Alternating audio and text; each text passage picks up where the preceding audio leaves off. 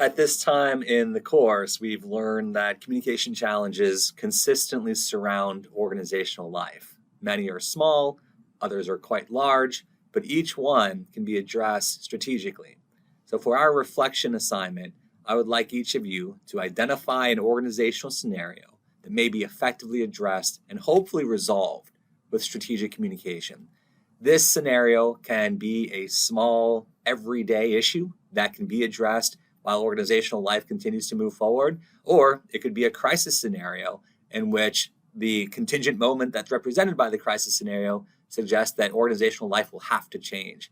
Here on the University of Lynchburg campus, I've always thought about the rebranding effort that started several years ago that continues to this day.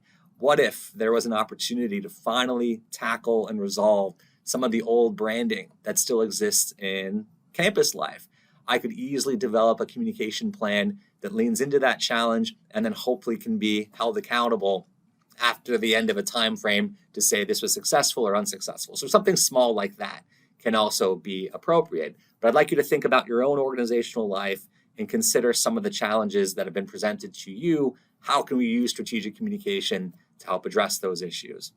So a brief communication plan, what might go into this plan? I can give you some criteria. We can think about short description about the communication scenario itself. So obviously, as the reader of your document, I'm not going to know much about your organization. Just take a few sentences or so, describe the organization, and then, of course, the challenge that's presented within the organization from a comms perspective.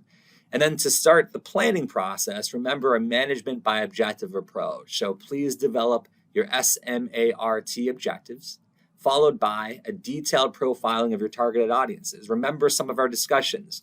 What are the knowledge, attitudes, and beliefs about your primary stakeholders, and how do your messages help to change or solidify what they think or how they feel about the organization's challenge?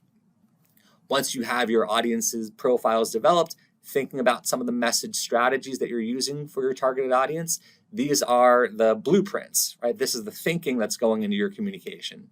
Talk about the rationale for your selected communication channels to achieve your goal. So we talked about interpersonal communication as being the richest form, but obviously if our audiences are widespread and not part of the organization, we have to consider other media. Perhaps social media is helpful. Maybe we call news conferences. Maybe we write form letters.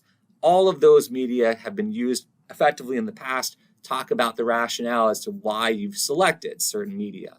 And then talk about evaluation metrics to gauge the effectiveness of the plan. Is this a 1 week effort? Is this a 1 year effort? And then how are you going to indicate some type of success moving forward? To help support your approach, I'd like you to include 2 to 4 outside sources. So some basic research that can describe the helpfulness of strategic communication, or if you need the research to help support describing your communication scenario, that's fine as well. But we're looking for about 2 to 4 outside sources to support the plan. Give this assignment some thought. Thank you so much for your attention during this part of the course, and I look forward to reading your responses.